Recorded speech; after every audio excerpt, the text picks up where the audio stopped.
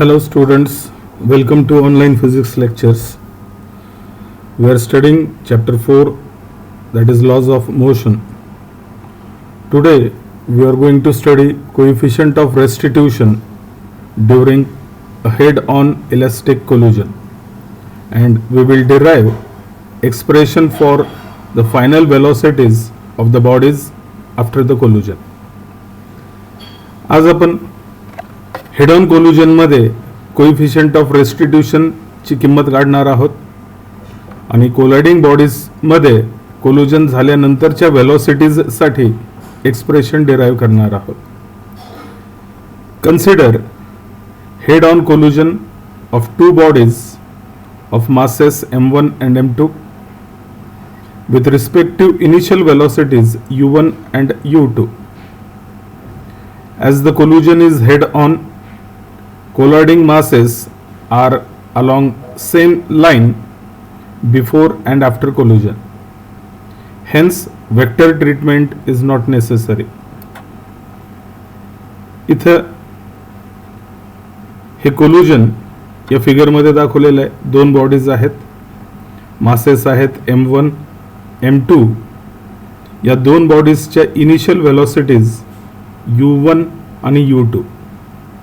या फिगरमध्ये हे स्पष्ट दिसतं आहे u1 वेलोसिटी u2 वेलोसिटीपेक्षा जास्त आहे. त्यामुळे वेळेनुसार ही बॉडी m1 m2 च्या जवळजवळ येत जाईल, म्हणजे अप्रोच होणार आहे. काही वेळानंतर या दोन्ही बॉडीज एकमेकांवरती कोलाइड होतील. m1 m2 मध्ये कोल्युजन होत आहे. कोल्युजनच्या वेळेस m1 बॉडी या m2 बॉडीवरती फोर्स एक्झर्ट करेल. फोर्स असेल F21, म्हणजे force exerted on m2 due to m1.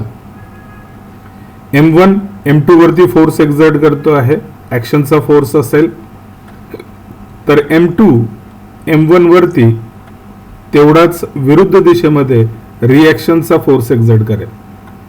मग m2 ने m1 वरती एक्झर्ट केलेला फोर्स हा F12 आहे.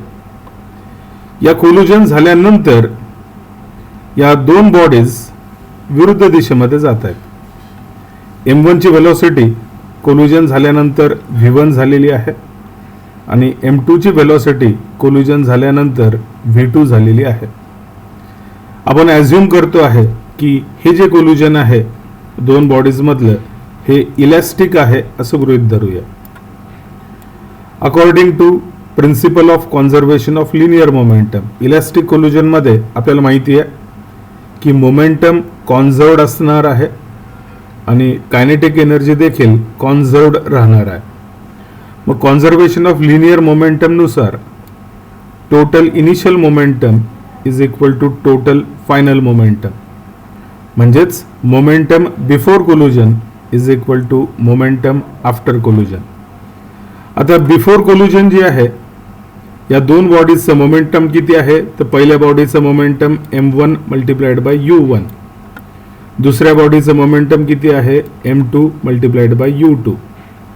So m1 u1 plus m2 u2 म्हणजे टोटल इनिशियल मोमेंटम, म्हणजेच momentum before collision is equal to momentum after कोल्युजन.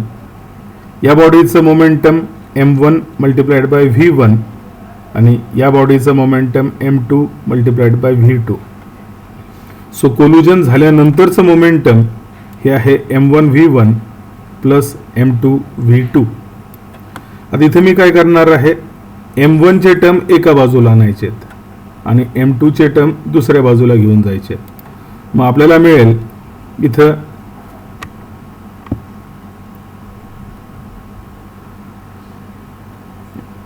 m1 u1 plus m2 u2 is equal to m1 v1 plus m2 v2. Therefore, m1 u1 as it is घेतला, हा m1 v1 दुसऱ्या बाजूला घेऊन जाऊ, तो होईल minus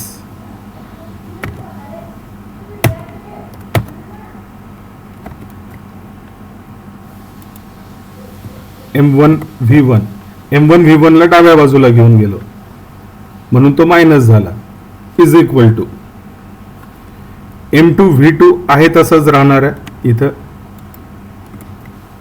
आणि हा टर्म दुसऱ्या बाजूला घेऊन गेलो म्हणजे तो होईल minus. So minus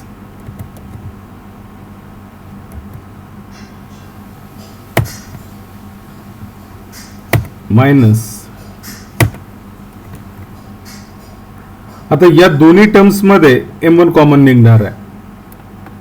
M1 common काढला, ब्रॅकेटमध्ये शिल्लक राहील U1 मायनस V1. या दोन्ही टर्म्स मध्ये M2 कॉमन काढला, ब्रॅकेटमध्ये शिल्लक राहील V2 minus U2. Equation 4.3. As the collision is elastic, total kinetic energy of the system is also conserved. Elastic collision आहे म्हणजे मोमेंटम कॉन्झर्व्ड आहे आणि त्याचबरोबर कायनेटिक एनर्जी पण कॉन्झर्व्ड आहे. कायनेटिक एनर्जी कॉन्झर्व्ड आहे म्हणजे याचा अर्थ kinetic energy before collision is equal to kinetic energy after collision. मग कायनेटिक एनर्जी बिफोर कोल्युजन, पहिल्या बॉडीची कायनेटिक एनर्जी किती, 1/2 M1 U1 स्क्वेअर. दुसऱ्या बॉडीची kinetic energy 1/2 M2 U2 square. मग ही झाली टोटल कायनेटिक एनर्जी बिफोर कोल्युजन. आणि कायनेटिक एनर्जी आफ्टर कोल्युजन, पहिल्या बॉडीची 1/2 M1 V1 स्क्वेअर प्लस दुसऱ्या बॉडीची 1/2 M2 V2 स्क्वेअर. आता ह्या इक्वेशनमध्ये 1/2 कॉमन आहे, तो कॉमन काढला. या दोघांमधनं 1/2 कॉमन काढला म्हणजे सर्वांचे 1/2 जे काही आहे ते कॅन्सल होतील. पुढच्या स्टेपमध्ये याला सिम्प्लिफाय जर आपण केलं तर इथं पुढच्या स्टेपमध्ये या दोघांमधनं आपण 1/2 कॉमन काढू, ब्रॅकेट यालाही ब्रॅकेट काढू. 1/2 कॉमन आहे तो इथं बाजूला घेतला. या दोन्ही टर्म्समध्ये पुन्हा 1/2 कॉमन निघेल.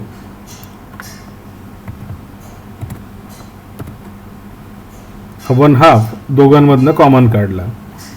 हा 1/2 आणि या बाजूचा 1/2 कॅन्सल होतील. सो हे दोन कॅन्सल झाले. पुढच्या स्टेपमध्ये आपण M1 चे टर्म एका बाजूला घेऊन जाऊ आणि M2 चे टर्म्स दुसऱ्या बाजूला घेऊन जाऊ. मग इथं M1 U1 स्क्वेअर जो आहे हा तसाच ठेवला. हा M1 V1 स्क्वेअर जो आहे त्याला डाव्या बाजूला आणू म्हणजे तो मायनस होईल. So minus M1 V1 square is equal to M1 V1 square हा ॲज इट इज तिथे ठेवतोय आणि हा M2 U2 स्क्वेअर उजव्या बाजूला घेऊन गेलो तर तो मायनस होणार आहे. या दोघांमधनं M1 कॉमन काढायचं आहे. इथं ब्रॅकेट टाकू आणि दोघांमधनं M1 कॉमन काढलेलं आहे. या दोन्ही टर्म्समध्ये M2 कॉमन निघणार आहे. इथं M2 V2 स्क्वेअर ठेवायचं आपल्याला. या दोघांमधनं M2 कॉमन काढायचं आहे. सो M2 कॉमन काढू. हा M2 कॉमन बाहेर निघालेला आहे तो रिमूव्ह केला म्हणजे आपल्याला इक्वेशन काय मिळालं, M1 U1 square minus V1 square is equal to M2 V2 square minus U2 square. आता A square minus B square या प्रॉपर्टीचा वापर करू आपण. आपल्याला माहिती आहे A square minus B square काय एक्सपान्शन येतं A स्क्वेअर मायनस B स्क्वेअरचं, तर A square minus B square is equal to A plus B गुणिले A मायनस B. मग या प्रॉपर्टीचा वापर केला M1 ॲज इट इज ठेवलेला आहे. u1 स्क्वेअर मायनस v1 स्क्वेअरच्या ऐवजी मी लिहितो आहे u1 प्लस v1 गुणिले u1 minus v1. m2 as it is ठेवतोय. v2 स्क्वेअर मायनस u2 स्क्वेअरच्या ऐवजी v2 प्लस u2 गुणिले v2 मायनस u2. आता या इक्वेशन 4.5 ला 4.3 ने डिवाइड करायचं आहे. हे 4.5 आहे, 4.3 ने डिवाइड करायचं. डिवाइड करताना डाव्या बाजूने भागायचं. या दोघांमध्ये m1 दोन्ही इक्वेशन मध्ये आहे, कॅन्सल होईल. u1 मायनस v1 दोन्ही इक्वेशन मध्ये आहे, कॅन्सल होईल. म्हणजे भागाकार केल्यानंतर फक्त शिल्लक काय राहील डाव्या बाजूला u1 प्लस v1. इथं m2 आहे, या इक्वेशन मध्ये पण m2 आहे, कॅन्सल होईल. v2 मायनस u2 आहे, इथं पण v2 मायनस u2 आहे, ते दोन्ही कॅन्सल होतील. म्हणजे उजव्या बाजूला शिल्लक काय राहणार आहे v2 प्लस u2. मग भागाकार केला तर आपल्याला काय मिळतं आहे u1 प्लस v1 डाव्या बाजूला इज इक्वल टू उजव्या बाजूला v2 प्लस u2. आता इथं u2 इथंच ठेवू, या u1 ला तिकडे घेऊन जाऊ. म्हणजे आपल्याला तिथं मिळेल u2 मायनस u1. v2 जो आहे त्याला इकडे घेऊन येऊ. हा प्लस आहे, इकडे आणल्यानंतर तो मायनस होईल. So v1 minus v2. मग आता इलॅस्टिक कोल्युजन मध्ये u2 minus u1 is equal to v1 minus v2. For inelastic collision मध्ये कोइफिशियंट ऑफ रेस्टिट्यूशन आपल्याला माहिती आहे minus of velocity relative velocity after separation भागिले रिलेटिव्ह वेलोसिटी ऑफ अप्रोच, म्हणजे v1 minus v2 divided by u2 minus u1. आता या equation मध्ये v1 minus v2 ची किंमत जर आपण टाकली, v1 मायनस v2 ची किंमत किती आहे u2 मायनस u1, ती या इक्वेशन मध्ये जर आपण सबस्टिट्यूट केली तर न्यूमरेटर आणि डिनॉमिनेटर सेम आहे, म्हणजे भागाकार उत्तर किती येणार आहे 1. So thus for an elastic collision coefficient of restitution is equal to 1. जर कोल्युजन इलास्टिक असेल तर कोइफिशियंट ऑफ रेस्टिट्यूशन 1 असणार आहे. आणि मागच्या वेळेस आपण बघितलं जर परफेक्टली इनइलास्टिक कोल्युजन असेल तर कोइफिशियंट ऑफ रेस्टिट्यूशनची किंमत ही 0 असते. For perfectly inelastic collision E is equal to 0 by definition. Thus, for any collision, the coefficient of restitution lies between 1 and 0. कोल्युजन कुठल्याही प्रकारचं असू द्या, E ची मिनिमम व्हॅल्यू 0 असेल आणि मॅक्झिमम व्हॅल्यू 1 असणार आहे. जर कोल्युजन परफेक्टली इनइलास्टिक असेल तर E is equal to 0 आणि जर कोल्युजन इलास्टिक असेल, इलास्टिक म्हणजेच परफेक्टली इलास्टिक, तर E ची किंमत 1 असणार आहे. Above expressions equation 4.1 equation 4.7 are general. हे जनरल इक्वेशन आहे. while substituting the values of u1 u2 v1 v2 their algebraic values must be used in actual calculation. हे सर्व फॉर्म्युला जनरल फॉर्म्युला आहेत आणि या इक्वेशनचा वापर करताना u1 u2 v1 आणि v2 यांच्या अल्जेब्राइक व्हॅल्यूज आपल्याला तिथे टाकायचे आहेत. प्लस मायनस चिन्ह घेण्याची गरज नाही. For example, referring to the equation 4.3a, b and c, equation 4.1 gives, आपण कोएफिशिएंट ऑफ रेस्टिट्यूशनचा फॉर्म्युला या अगोदर लिहिलेला आहे. E is equal to negative ratio of velocity relative velocity of separation आणि relative velocity of approach. UA ची किंमत u1 minus u2 आहे. आता since u1 is greater than u2, आपण आकृतीमध्ये बघितलं, या आकृतीमध्ये u1 ची किंमत u2 पेक्षा मोठी दिसते आहे. So since u1 is greater than u2, as V S and V S is equal to V1 plus V2. Actually V एसची किंमत V1 मायनस V2 होती, आहे का नाही?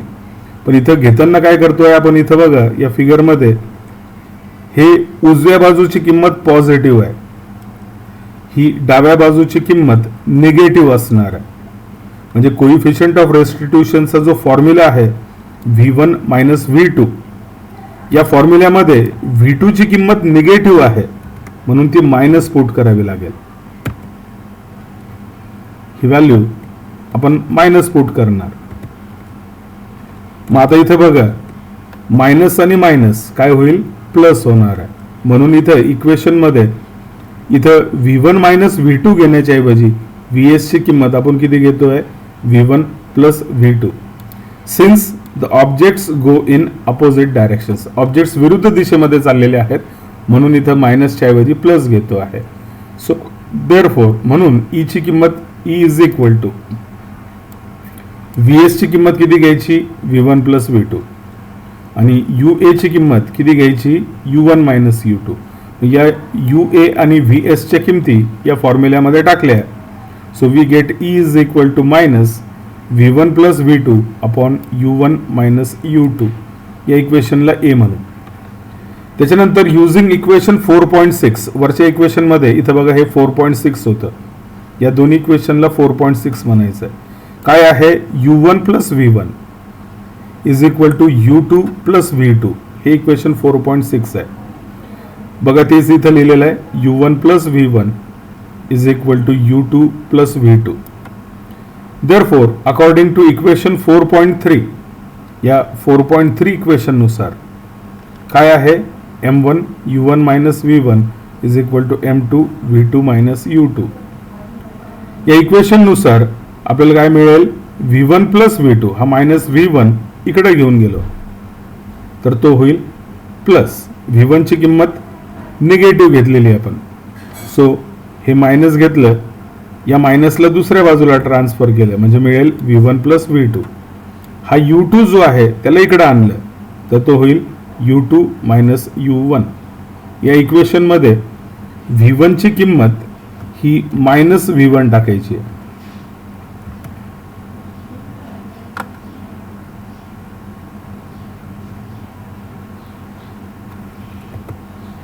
आणि या इक्वेशन मध्ये या साइन कन्व्हेन्शन नुसार इथं जसं आपण U1 मायनस U2 घेतलेलं आहे, इथं U1 V1 प्लस V2 घेतलेला आहे, त्या व्हॅल्यूज जर आपण 4.3 4.6 इक्वेशन मध्ये टाकल्या तर हे प्लस चिन्हाच्या ऐवजी इथं होईल मायनस चिन्ह आणि बाकीचे टर्म्स ॲज इट इज राहतील.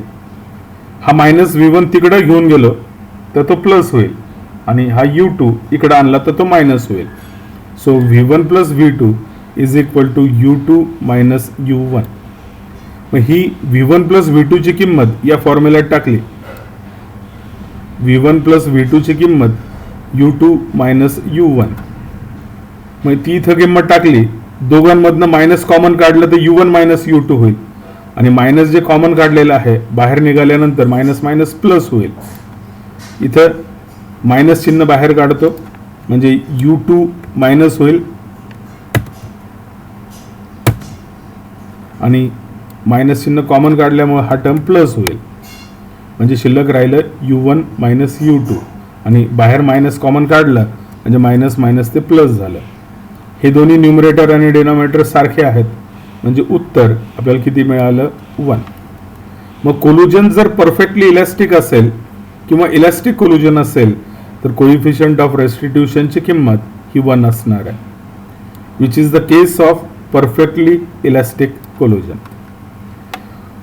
पुढे कोल्युजन झाल्यानंतर ज्या फायनल व्हेलॉसिटीज आहेत त्या फायनल व्हेलॉसिटीसाठी आपल्याला एक्सप्रेशन डिराईव्ह करायचं आहे. Expression for final velocities after head on elastic collision. Equation 4.6 जे आपण आत्ताच वरती लिहिलेलं आहे या इक्वेशन नुसार हे इक्वेशन 4.6 होतं. U1 plus V1 is equal to U2 plus V2. या इक्वेशन वरनं आपण V2 ची किंमत लिहिणार आहोत. V2 ची किंमत काय होईल, हा U2 इकडे पाठवायचा डाव्या बाजूला म्हणजे V2 ची किंमत काय होईल, U1 plus V1 minus U2. So V2 is equal to U1 plus V1 minus U2. Using this in equation 4.2 we get, ही किंमत 4.2 मध्ये आपल्याला टाकायची आहे. 4.2 म्हणजे मागच्या डेरिव्हेशन मधलं हे equation, M1 V1 plus M2 U2 is equal to M1 V1 plus M2 V2. या फॉर्म्युल्यामध्ये आपल्याला V2 ची किंमत टाकायची आहे. सो इक्वेशन काय होतं आहे, M1 U1 plus M2 U2 is equal to M1 V1 plus M2. V2 ची किंमत ही टाकली, U1 plus V1 minus U2, U1 plus V1 minus U2. याला सिम्प्लिफाय करू. डावी बाजू जी आहे सुरुवातीला तशीच ठेवू आणि उजव्या बाजूला सिम्प्लिफाय करू. हे टर्म पहिले 3 टर्म, हा टर्म, हा टर्म आणि हा टर्म तसेच लिहिले. आता M2 ला गुणाकार करायचा आहे. सो M2 चा पहिला गुणाकार जो आहे तो येणार आहे plus M2 U1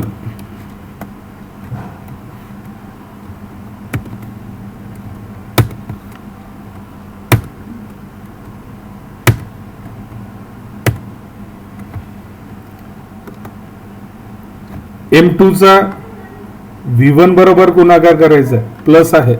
so plus M2 V1 आणि M2 चा मायनस U2 बरोबर गुणाकार, मायनस चिन्ह आहे म्हणून मायनस M2 आणि U2. इथं काय करू आपण, U1 चे टर्म्स एकत्रित आणू पुढच्या स्टेप मध्ये. M1 U1 तसाच ठेवू. U1 चा टर्म इथं पण आहे, त्याला डाव्या बाजूला घेऊन जाऊ, तो मायनस होईल. सो मायनस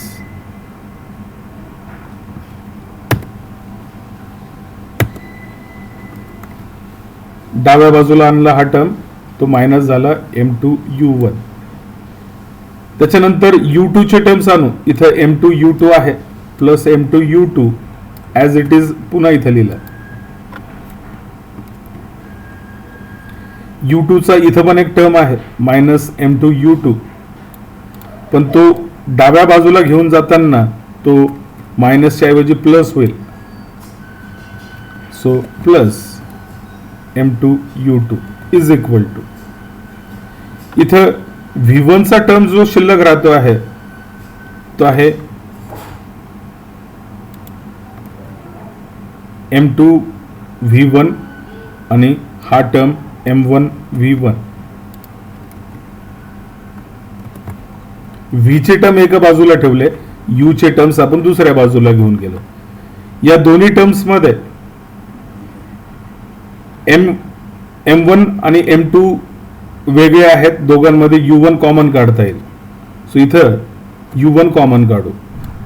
सो हा U1 आणि यातला U1 बाहेर काढला ब्रॅकेटमध्ये. हे U1 ब्रॅकेटमध्ये शिल्लक राहील M1 मायनस M2. त्यानंतर M2 U2 plus M2 U2 दोन वेळेस आलेले आहे, म्हणजे ही बेरीज होईल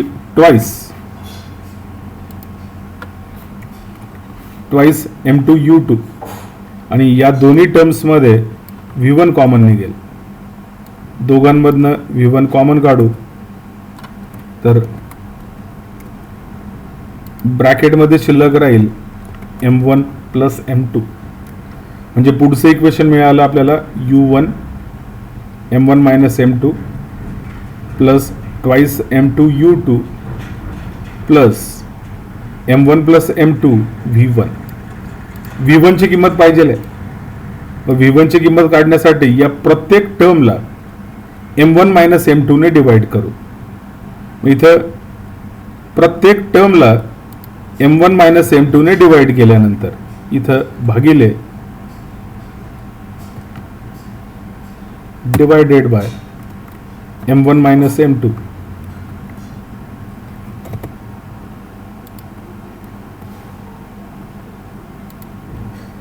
यालाही m1 मायनस m2 ने भागायचं आहे.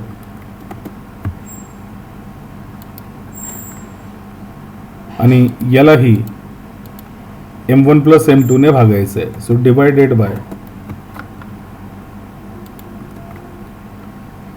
इथं u1 बाजूला ठेवतोय मी, u1 बाजूला लिहिला. u1 चा गुणक काय आहे, m1 मायनस m2 भागिले m1 plus m2 plus u2 बाजूला ठेवला मी, म्हणजे त्याचा गुणक काय राहिला, ट्वाइस m2 भागिले m1 plus m2 is equal to, हे m1 प्लस m2 आणि डिनॉमिनेटर m1 प्लस m2 आहे ते कॅन्सल होईल. म्हणजे इथं शिल्लक राहिलेला आहे फक्त v1. सो v1 ची किंमत आपल्याला मिळाली, v1 is equal to u1, त्याचा गुणक आहे ब्रॅकेटमध्ये m1 मायनस m2 भागिले m1 plus m2 plus u2 बाजूला ठेवला, त्याचा गुणक आहे twice m2 upon m1 plus m2, equation 4.8. या फॉर्म्युल्याने त्या पहिल्या बॉडीची जी कोल्युजन झाल्यानंतरची व्हेलॉसिटी होती v1, ती v1 ची किंमत आपण या फॉर्म्युल्याने 4.8 इक्वेशनने काढू शकू.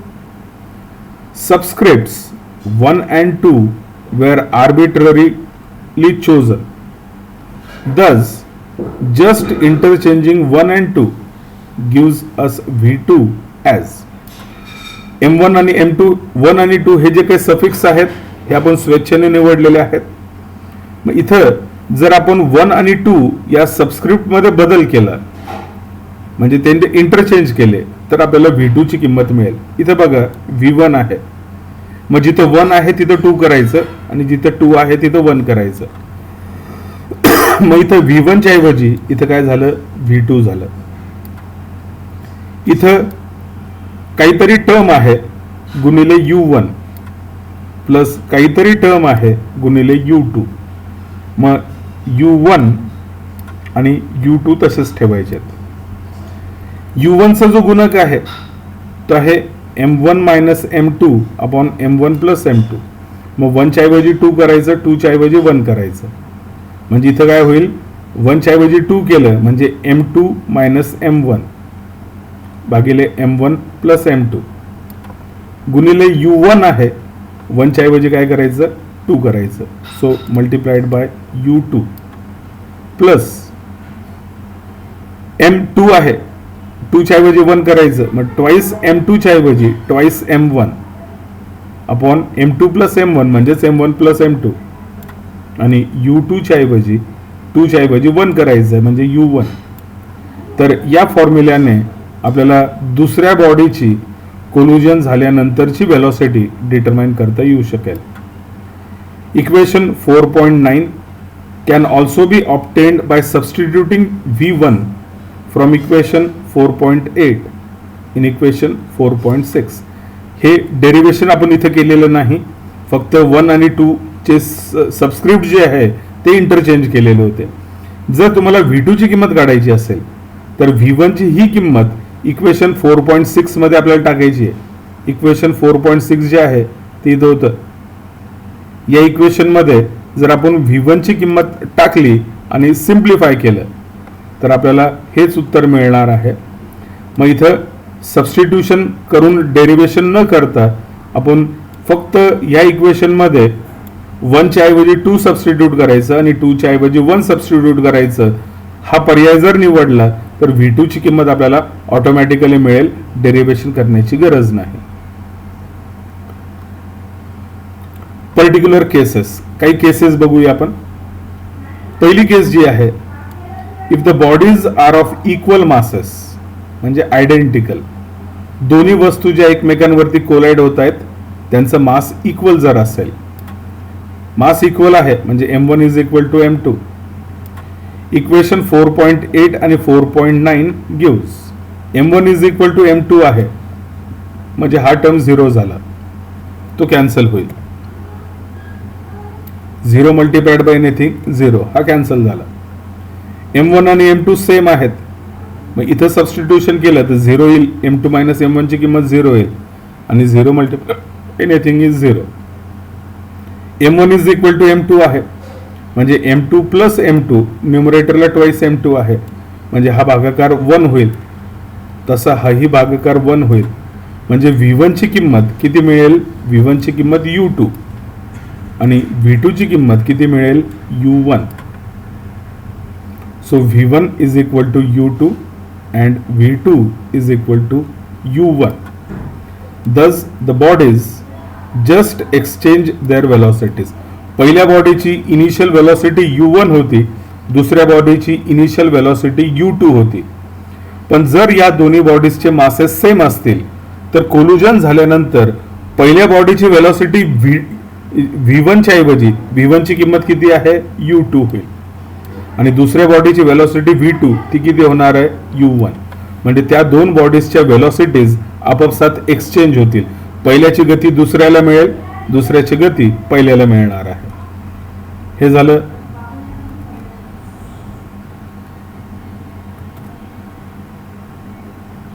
केस 1.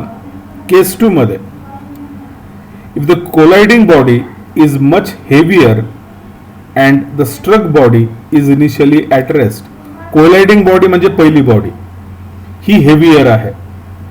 कोलाइडिंग बॉडी हेवियर आहे म्हणजे m1 हे वजन m2 पेक्षा खूप जास्त आहे आणि ज्याच्यावरती ही वस्तू आदळणार आहे म्हणजे struck body is initially at rest. मग दुसरी बॉडीची इनिशियल वेलॉसिटी u2 होती पण ती ॲट रेस्ट आहे म्हणून u2 ची किंमत किती घ्यायची आहे? 0. मग जिथं जिथं m1 प्लस m2 येईल, m1 खूप लहान आहे, m1 खूप मोठा आहे m2 च्या तुलनेमध्ये, मग m2 लहान आहे म्हणून त्याला निग्लेक्ट करायचं म्हणजे m2 ची किंमत 0 घ्यायची. मग या फॉर्म्युल्यामध्ये जिथं जिथं m1 प्लस m2 येईल तिथं m1 घ्यायचं आहे. मग m2 upon m1 plus m2 ही किंमत जी आहे ही नियरली किती होणार आहे? 0. Therefore v1 approximately equal to u1 आणि v2 approximately equal to twice u1.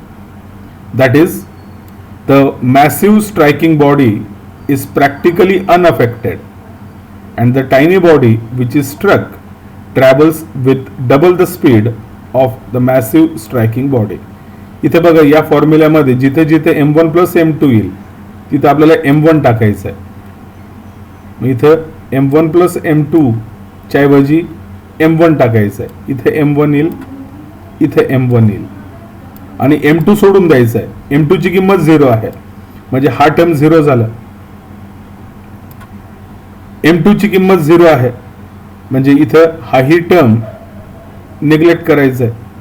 मग m1 प्लस m2 च्या ऐवजी m1 पुट करायचं आणि जिथं m2 येईल त्या m2 ची किंमत आपल्याला निग्लेक्ट करायची म्हणजे 0 पुट करायची. मग ही कंडिशन जर आपण या वरच्या फॉर्म्युल्यामध्ये पुट केली तर आपल्याला काय मिळेल? v1 इज इक्वल टू 0 मिळेल. एक मिनिट चेक करूया. केस 2 मध्ये इथं बघा m1 प्लस m2 च्या ऐवजी m1 पुट करायचं आणि m2 upon m1 plus m2 खूप लहान आहे म्हणजे m2 ची किंमत 0 आहे, ही किंमत 0 घ्यायची. मग हे सबस्टिट्यूशन आपण वरच्या इक्वेशन मध्ये केलं तर आपल्याला काय मिळणार आहे? v1 is equal to u1 आणि v2 is equal to twice u1. याचा अर्थ massive striking body is practically unaffected and the tiny body which is struck travels with double the speed of massive striking body. मग या उदाहरणांमध्ये जेव्हा पहिली वस्तू जी वजनाने खूप हेवी आहे ही दुसऱ्या वस्तूवरती जी सुरुवातीला ॲट रेस्ट आहे याच्यावरती जेव्हा आदळेल तेव्हा पहिल्या बॉडीच्या गतीमध्ये काही परिवर्तन होणार नाही. पहिल्या बॉडीची गती कोल्युजन झाल्यानंतर u1च राहणार आहे. पण दुसरी बॉडी जी आहे जी u1 गतीने पूर्वी मूव्ह होत होती या कोल्युजन मध्ये तिची वेलॉसिटी दुप्पट होईल म्हणजे V2 is equal to twice U1 आणि V1 ची किंमत झाली U1. तिसरी केस घेऊया. The body which is struck, म्हणजे बॉडी ज्या बॉडीवरती आघात होतोय, ज्या बॉडीवरती कोल्युजन होत आहे, म्हणजे M2. Body which is struck is much heavier than colliding body. धडकणाऱ्या वस्तूपेक्षा ज्या बॉडीवरती धडक होते ती बॉडी हेवियर आहे असं गृहीत धरूया. And has initially at rest, म्हणजे थोडक्यात M2 जी आहे हे खूप हेवी आहे आणि ती सुरुवातीला ॲट रेस्ट आहे. मग या परिस्थितीमध्ये M1 ची किंमत M2 पेक्षा खूप लहान असणार आहे. M1 is very much less than M2 आणि U2 is equal to 0. U2 ची किंमत 0 आहे, म्हणजे या दोन्ही फॉर्म्युल्यांमध्ये U2 ची किंमत 0 टाकायची, म्हणजे हा टर्म 0 झाला आणि हा टर्म 0 झाला. आता काय करायचं आहे, M1 खूप लहान आहे म्हणजे M1 सोडून द्यायचा, M1 ची किंमत 0 टाकायची दोन्ही ठिकाणी. मग शिल्लक काय राहिलं, -M2 अपॉन M1 आणि M2 ची किंमत सबस्टिट्यूट केल्यानंतर तिथे आपल्याला M1 is very much less than M2 आणि U2 is equal to 0 put करायचं. या दोन इक्वेशन्स मध्ये म्हणजे 4.8 आणि 4.9 मध्ये जर आपण ही कंडिशन टाकली, M1 व्हेरी मच लेस दॅन M2 आणि U2 इज इक्वल टू 0, तर we will get V1 nearly equal to -U1 आणि V2 इज इक्वल टू 0. मग इथं काय होईल, जर एखादी लहान वस्तू मोठ्या वस्तूवरती आदळेल आणि मोठी वस्तू सुरुवातीला ॲट रेस्ट आहे, तर कोल्युजन झाल्यानंतर काय होईल, V1 म्हणजे पहिल्या वस्तूची गती आहे तेवढीच राहील पण ती मायनस झालेली आहे. म्हणजे वस्तू ज्या दिशेमध्ये गेलेली आहे कोल्युजन झाल्यानंतर ती त्याच रेषेने परत पाठीमागे फेकली जाईल. आणि दुसरी वस्तू जी ॲट रेस्ट होती, V2 कोल्युजन झाल्यानंतर ती ज्याची व्हेलॉसिटी अजूनही 0च आहे. सो या उदाहरणामध्ये द टायनी म्हणजे लाइटर ऑब्जेक्ट रिबाउंड्स म्हणजे ज्या दिशेने ती गेली, जेवढ्या गतीने ती गेली तेवढ्याच गतीने ती अगदी विरुद्ध दिशेमध्ये परत फेकली जाणार आहे. रिबाउंड्स -U1 म्हणजे ती वस्तू रिबाउंड होणार आहे, तेवढ्याच गतीने पाठीमागे फेकली जाईल with the same speed. while the massive object is unaffected. massive object म्हणजे M2 सुरुवातीला ॲट रेस्ट होता, U2 ची किंमत 0 होती.